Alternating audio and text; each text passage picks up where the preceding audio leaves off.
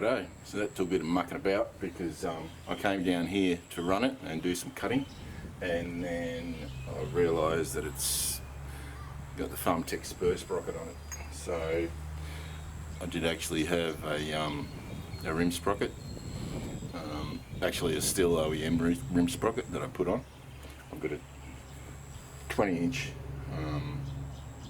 Stihl Rollmatic bar on it. Yeah, the spur sprocket, they must have changed it, or maybe because the other 260s I think is a Pro, so it's got a rim sprocket. So I'll start her up and hopefully it runs okay.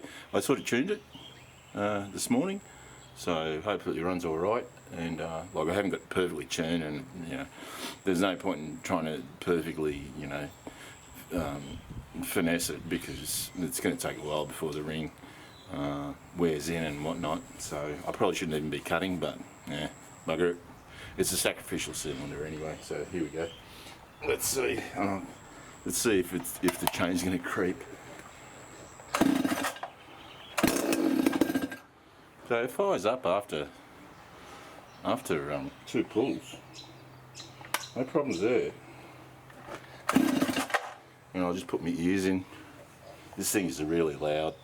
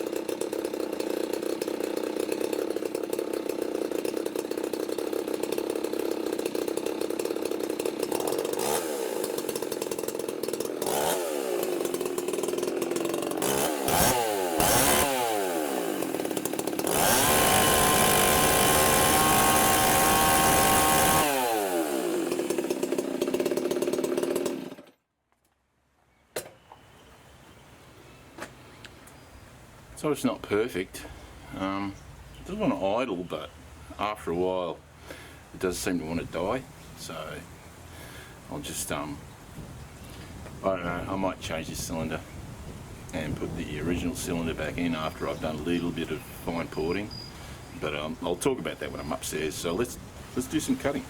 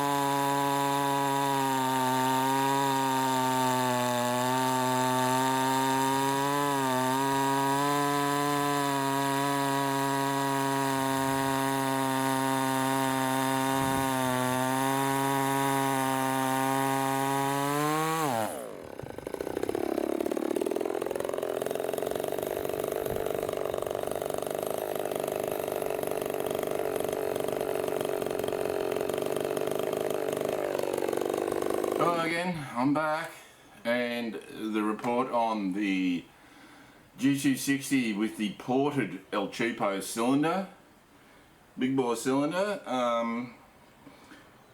It cuts, so, and it seems to have a lot of torque, like a lot more torque than what I remember it, that's for sure. So I'll just show you, hopefully it's saved, because I actually had to, I cut a biscuit off my tamarind stump, and I'm like, oh beauty, got it filmed, and it's shut off, and I turn it back on, and it says, oh, shut off for economy with a full battery. So that's at the camera. So I did it again. I cut another biscuit. This time, the first time I didn't bog it at all. I probably pushed too hard this time, because I just gained confidence from the first cut. This time I did bog it a couple of times, but still, that stump now is hard and dry. It's not 100% dry, but that grain is just so tight. I can't even see the rings. That grain is so tight. So that wood is really, really hard, and this thing has got, and this chain is, so I can't cut myself on it, which means that it's dull. Yeah, it looks a bit boogered. It's dull. So, I mean, it's not disgusting, it's not horrible, but it is a dull chain, and but I just wanted to get it over and done with, because the amount of mucking around I did to get this to go, because I had a I haven't got it here, I've got it over there. This came with a spur sprocket drum. I took that off. I had an OEM Stihl rim sprocket drum. I put that on there. I've got the 7-pin rim sprocket, 325 7-pin rim sprocket. Put that on. Then what else did I have to? Oh yeah, the dog. I don't know. I'm not really sure why, but the dogs were off it, so I put a dog on, one of these big red dogs. Not the stock standard. The stock standard dog is just like pointless. So I put that dog on, and what else? Yeah. So this morning I got up and I got it to where it idle and rev up. It's still not perfect, obviously. Depending on how much you saw, I'm not sure how much you're going to see or saw, but it's not perfect. But it proves something to me. It proves the fact that, well, you know what it proves? It proves that this saw's got tons of torque and it's really bloody loud. Let me tell you, this saw is loud. So I actually, the 372 muffler, I actually managed to fit the bigger West Coast saw port, universal port on there. I did a bit more grinding and cutting and whatnot, and so I've got the bigger universal port on there, which is good. And so the port off that, which was a smaller one, I've put on this, and so this has got this muffler's got the what's it called, the riv nut kit in it. That was the first muffler that I ever did the West Coast saw universal port job to. But oh man, some of these teeth whoa, that one's tiny compared to that. Look at the difference in the teeth. Yeah, this chain I think has been through the wars, and I don't know what the hell I did to it. I think I really screwed this chain up, and then I had to really, some of the teeth I had to really file like ridiculously. So, I mean, this one's about, I don't know, 7 mil, and that one's about 10 mil. So, yeah, there's a big difference. But anyway, so what I've learnt, and especially with grinding on this muffler and this muffler, is you've really, this is something that, you know what, you can watch people grind, you can, you know, hours, but at the end of the day, once you start grinding, that's when you actually learn how to grind, because what I found is that these bits, even though they're tiny, they are super aggressive, and you really have to take your time. That's why I sort of stuffed up this cylinder. I did mar it here and there and whatnot, and then even inside the bore I marred some of the bore, but you know what, the thing still runs. So, and especially like with sheet steel, grinding like thin sheet steel, you got to really take your time. So it's a learning experience. If you're thinking of grinding, of porting, you know, get yourself some of these, one of these 10-piece packs. I've got another 2 coming because they're so cheap. I'm like $17 or something, and I'm going to be doing a lot more grinding, a lot more porting. I don't know. I'll see how this one, you know, after a while, because I'll take it up to the shootout and put it up against the Pro, the 260 Pro. Now, people out there are thinking, is this shootout ever actually going to happen? Yeah, it's going to happen, but look, as I said before, I work casually, and when the work comes up, I've got to take it. And if I don't have a long enough break in between the work, I'm just going to keep working and doing shit at home here, because I've got plenty of things to do at home, don't worry. So this thing oils fine. You saw it's still got the chain creep, which I always had with this thing. I'm going to have to take that clutch off and grind it even more. I've got another clutch actually, but I think that had the same problem. So you know what, the chain creep doesn't, I don't give a shit about that. What I really gave a shit about was, is this thing going to run? Is it going to cut?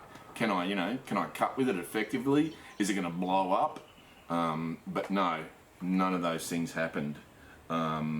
With this universal port, this thing is loud, let me tell you.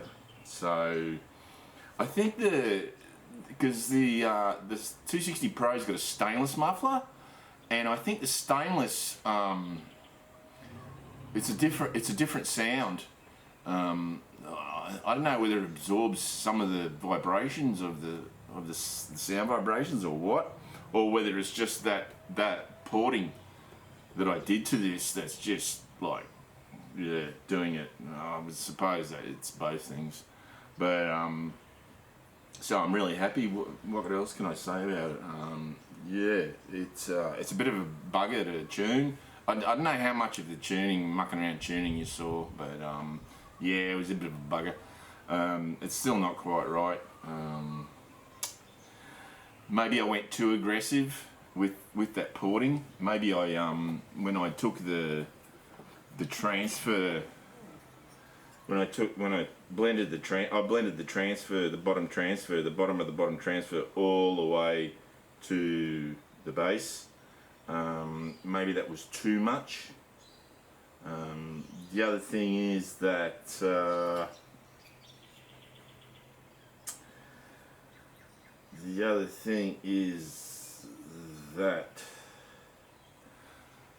what was I going to say?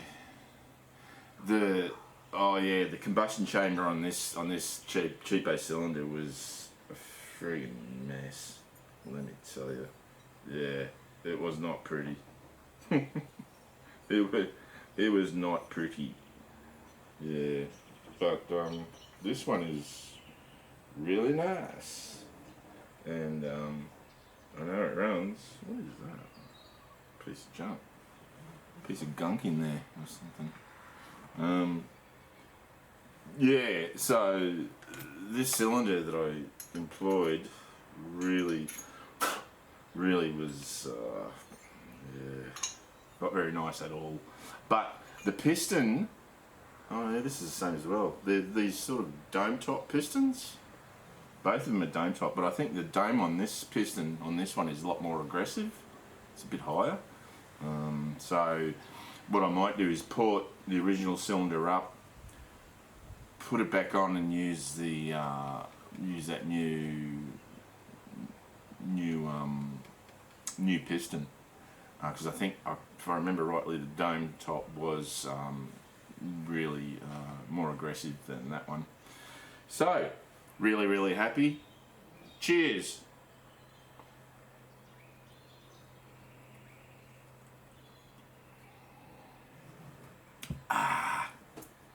You know what? Can't wait for the 372 to turn up so I can put this cylinder on there. And now that I'm sort of got a little bit more confident with the grinding, I might even do a little bit more to it. I might drop those skirts that are up against the transfers even more. Like, have them only like a couple of mil up, and then also do a knife edge on the split. There's a divider between the two transfers. So yeah, I might do that, but not now. Now I'm just gonna sit down and bask in my glory. Yeah, it'll probably blow up tomorrow, but you know, who knows. Anyway, it works. So I know I'm rambling on, but I'm just gushing. I'm really happy that the thing it really does have a lot of torque. Like, it really does have a lot of torque. So until next time, see you later.